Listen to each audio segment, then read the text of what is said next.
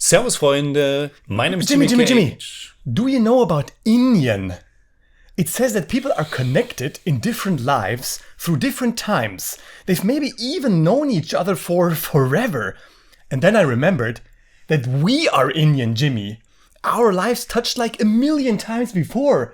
And in one of those lives, you promised me, I don't know which one of those lives, you promised me that 2024 will be my time when we review past lives. Buddy. Indian, Jimmy. Buddy. Indian. You're mixing things up again. Oh no, what? We didn't meet in Indian. We met in Jimmyan. And that means your time is over. Jimmyan. So ein Quatsch. Want you to stay. Want you to stay.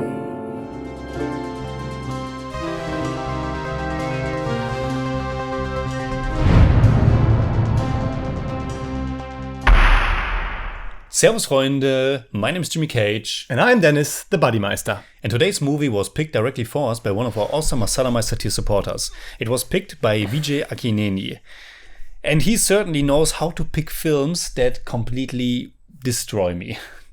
Last year, he picked The Worst Person in the World. Oh, yeah. Do you remember? Mm-hmm. Yeah, of course. We watched... No, we didn't watch it together, but we reviewed it together. And last year, Worst Person in the World, I have already seen it. At that point, I didn't review it because it hit so close to my heart that I didn't want to do a review. Then Vijay Akineni wanted us to review it, so we did that. This year, it's pretty similar because today's film, which is Past Lives, I already watched it like almost a year ago. Mm-hmm. It had its premiere at Sundance in January. I watched it in February at the Berlin International Film Festival. Spoiler alert, I absolutely loved the film. But once again, thematically, it was so close to things going on in my life at that time that, it really destroyed me and I didn't want to review it. But now, almost a year later, Vijay Akineni picks it for us. So, here we are again talking about this film today. Yeah, obviously I have seen it 2 times by now. And each time afterwards, I was surprised to find out, now I found out for the second time already, that it's actually a debut. Mm-hmm. It's the first film directed and also written by Celine Song. And as a matter of fact, it tells her very own life story. So it's very autobiographical. And Buddymeister, maybe you can tell us more about the story and the cast. The movie starring Greta Lee, Theo Yu, and John Magaro. And is it Magaro? Or? I thought maybe Magaro. Magaro. I have no idea. I don't know. Actually, I knew that I knew Greta Lee from somewhere. I've watched Russian Doll, the show on Netflix. Mm-hmm. And she was in that, and I liked her in that, and it's great to see her in this movie. Yeah, and I've seen Theo Yu in Decision to Leave. Okay, the last Park Chan-wook film, and John Magaro I have seen in quite a few films. Yeah, he's in a lot of stuff. Yeah, I've looked it up. Yeah. And one interesting trivia right up front: Theo Yu was born in Cologne. Really? Yeah, he was born in Cologne, and it's fluent in German. But he's also fluent in English and Korean, of course, and he lives in Seoul in Korea right now, but he's born in Cologne. So he probably, I don't know, maybe one of his parents is like German, or they just... or they just went there I think so. Yeah, that's interesting, yeah. So, the movie got a lot of positive reviews all across the board, won various awards. It was nominated for 5 Golden Globe Awards. And I guess will also be nominated for an Academy Award. I think Best Picture, definitely. In some category, yeah. Best Actress, probably for Greta Lee. Yeah. Maybe Director, but there are only 5 Maybe Screenplay. Spots. Maybe Screenplay, maybe one of the 2. Yeah. Yeah, but the Best Picture has like the most there can be spots 10 to get a chance. So the movie is about Nora and Hae Sung, 2 deeply connected childhood friends. They are wrested apart after Nora's family emigrates from South Korea. 12 years later, they reconnect through Facebook and Skype, but lose that connection once again. Another 12 years later, they are reunited for one fateful week as they confront notions of love and destiny. Yeah, beautiful. once again, very interesting structure. Yes. I always like to sometimes look up maybe at what point in the movie are we right now, because there's such a clear change in what's going on, and then I look up where we are, and it's exactly at the halfway point where they finally meet each other again for the first time in real life. So like the first half, there are these two time jumps, and then at the halfway point, he's coming back into her life personally, and they meet for a few days. And yeah, very interesting structure. Yeah. I already said that I pretty much love this film. How about you? Yeah, I really liked it. I really liked it. So the thing is, I actually didn't know anything about it. I have heard about the movie, but I didn't know what it was about. So when after like the first scene, that intro scene at the bar, when the movie like changes to the next scene and it says 24 years earlier, I think it was at that moment I immediately knew that this was going to be a movie that I'm going to like because I don't know, I'm kind of a sucker for these. We head back to the past and see what's changed the characters that we see today and all this stuff that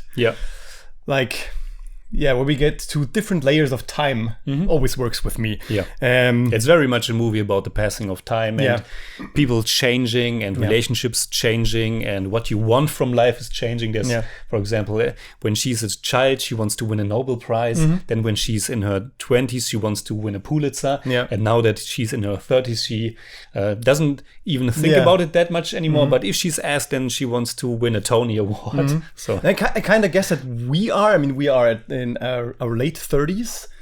I kind of guess this is the perfect age to watch this movie because the characters are middle, late 30s at the end of the movie, I guess. The actors are a little bit older. But the characters, the characters, because Celine's song, it's her first film, she's only 35. Okay. So, it's her story. In real life, they were a little bit younger. But in the movie, I would say middle. It fits so well because I could like identify myself with so many things in this movie, and I guess maybe this is a time now at late 30s where you think about everything, think about like who you were 20 years ago, 10 years ago, who are you now, and what will change in the future. Maybe like when I'm 50 years old, I'm going to ask myself, oh man, that guy with 38, laughable. Then you can watch this video maybe. And there's proof of your existing. But it's so nice. This movie works so well because of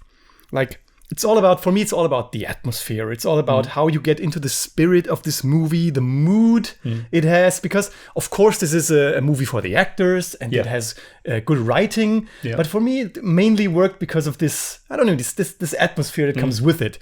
Also, of course, because of the cinematography that like catches these different times and different places. Different places. New York City, Seoul. And the director of cinematography was Shabir Kirchner. And it was indeed shot on 35 millimeter. Okay. So I guess you can see that even. I mean, especially if you watch it, you have a feeling that it's a really beautiful film. It's not flashy. It's not showing off. It's really elegant. Elegant is the way that I thought of it. It's charming. It's so elegantly done. And also combined with the music, the soundtrack was composed by Christopher Bear and Daniel Rossen. And I think it was their first soundtrack for a film.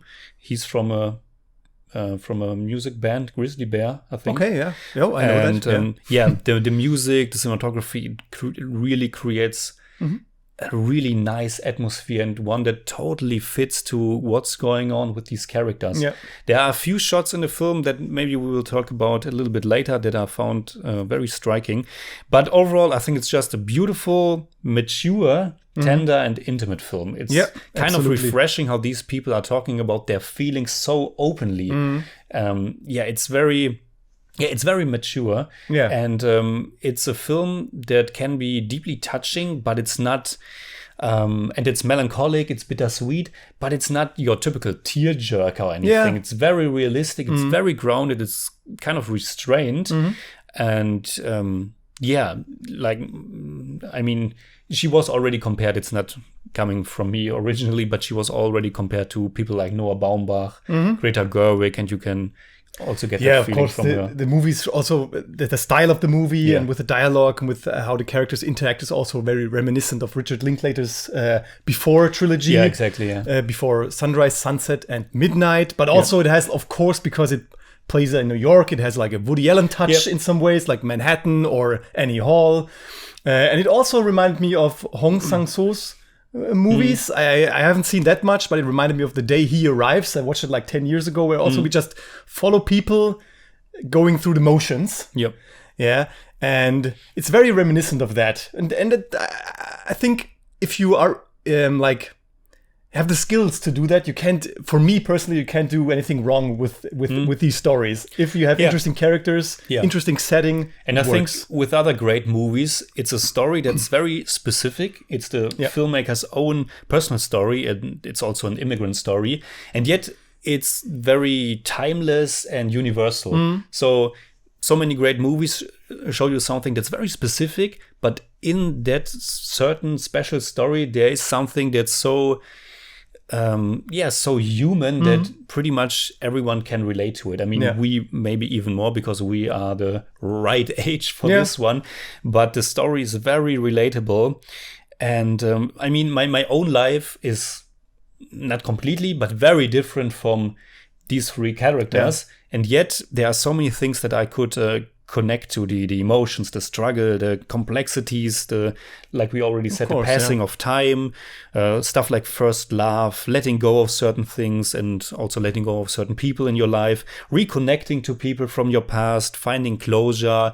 There's a lot in that film, and yet it's also kind of simple. It's not a simple movie because it's very sophisticated, but it's told in a way that's, you can easily say, what's the movie about? And it's about these three people, and it's but exactly, the layers like kind of reveal itself only to the person that watches it. So you can like decide how many layers you want to interpret into this movie, because I was also thinking about it's about when Nora meets what's his name, Hae Sung again. And she's like totally honest with Arthur, saying, he's attractive, but not in that way, but his energy is there. Yeah. And at some points I thought, it's just, for her, it's just about him. But then again, there's, when they talk about these past lives and inyon, these things with whoever you touch, maybe have touched before in your life, that there's some kind of destiny or fate. And I thought about this fact that like, she's also kind of sad, especially at the end. When... I don't know. It's not like that she leaves him behind, but she also, of course, leaves a part of herself behind. And that's something that I could like identify myself so much with, because every time, like for example, now Christmas time. I think when this video comes out, Christmas time is over already. Probably, yeah. But this is mostly a time where I meet old friends. From back then in Germany. I travel to Germany and meet old friends. And when I meet them, it's just like, we haven't, like, maybe we've seen each other last year, one time a year or so. But always when we meet, it feels like, it's been yesterday. And when I'm with them, I almost feel like the person I was 20 years ago.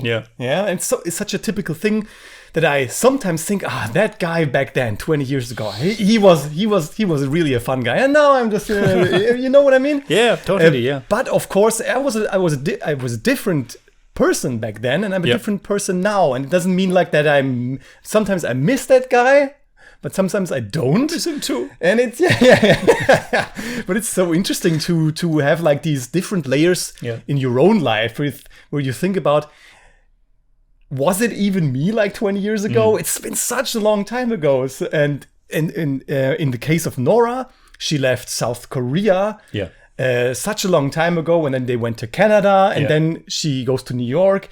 And sometimes you can't even remember the things that you like went through and know if it was you who did it. And it's so interesting that it works. It works in this movie that it conveyed this feeling for me. Yeah, absolutely. We already said it. It really has outstanding performances from all three. And it's also remarkable that, it's a real life story. But the scene that really struck me the most when I watched it first is a scene like halfway into the movie when she's lying in bed with her husband, and she is saying something like, it's just, the story is just too strong to compete with that. He's thinking about his position in this three-way, it's not really a love triangle, but this three-way relationship. He feels a little bit like this foreign object, foreign body in this thing who doesn't know what to do. If he even can do something. Exactly. And he's saying something like, because they are also both writers. He's writing books. And so obviously he thinks about stuff like stories and characters.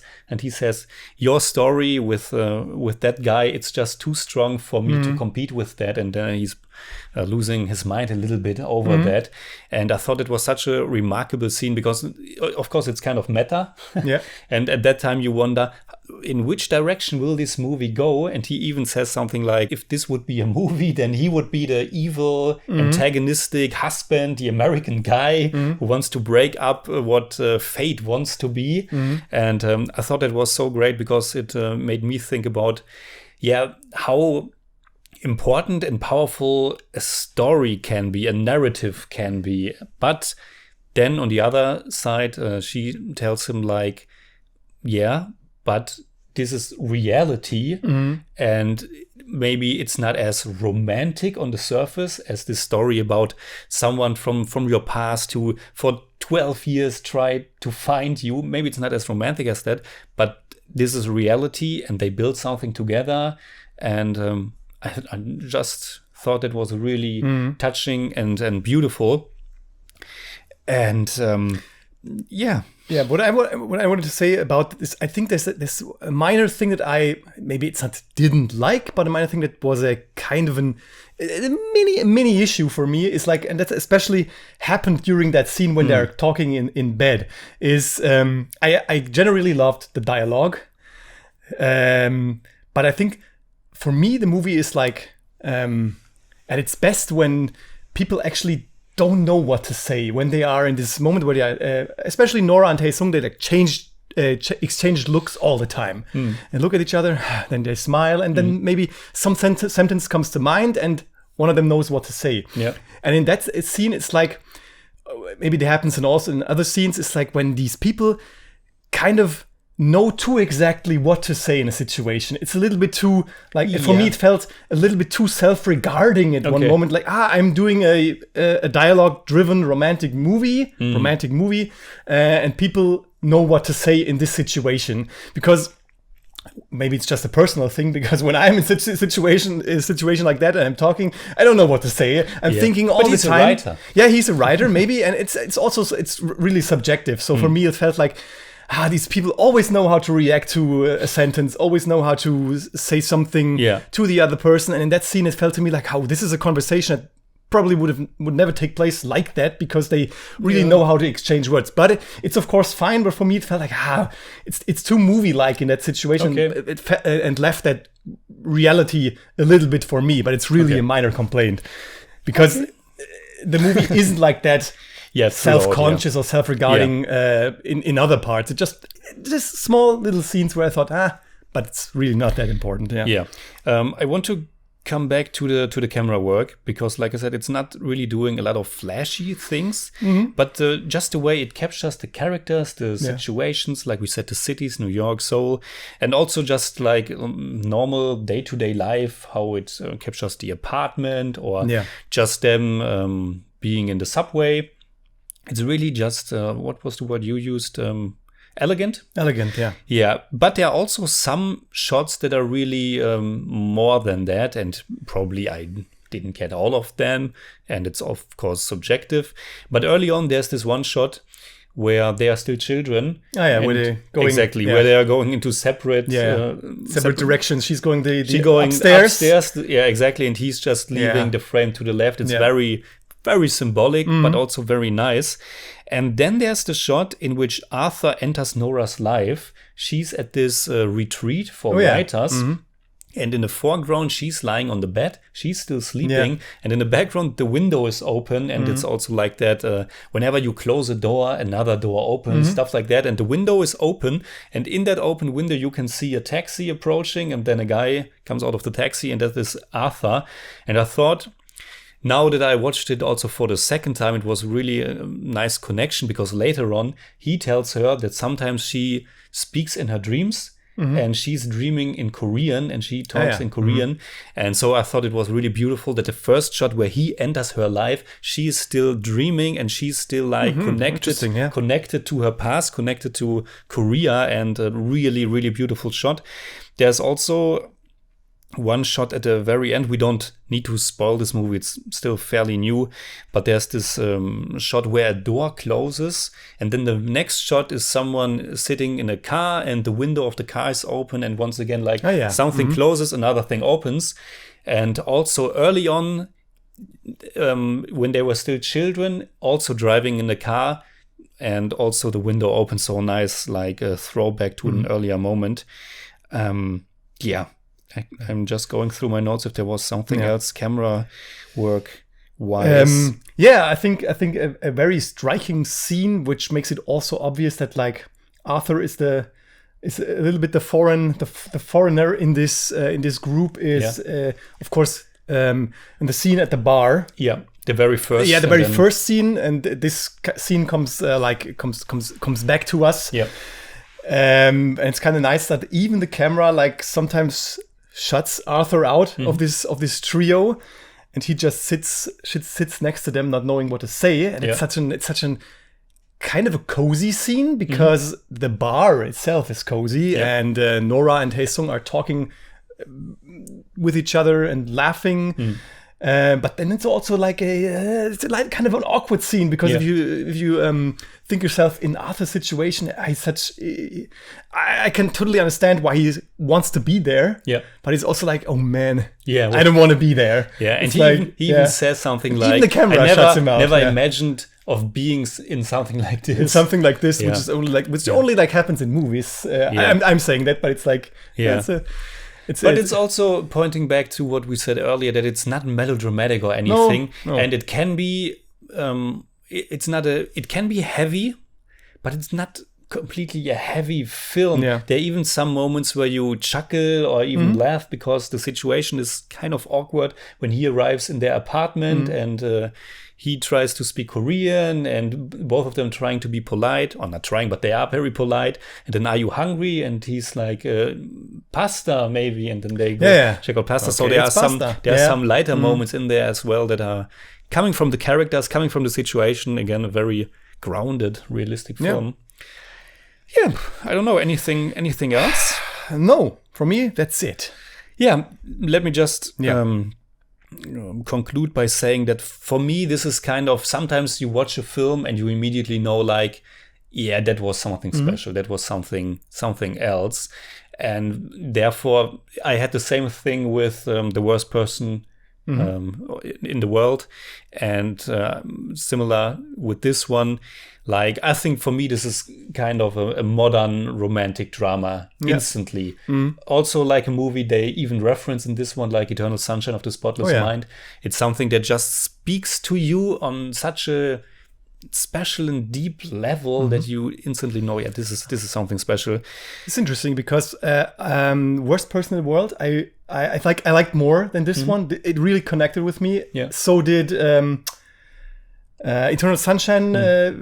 But that was I was like this. I was like small. Yeah, not that small. I think it was 2004. But I think like Worst Person in the World worked better for me, and I don't know why. It's really, maybe it's because of the just because of the characters or the setting. I don't know. And I like this movie, but but you give it like a 5 out of 10.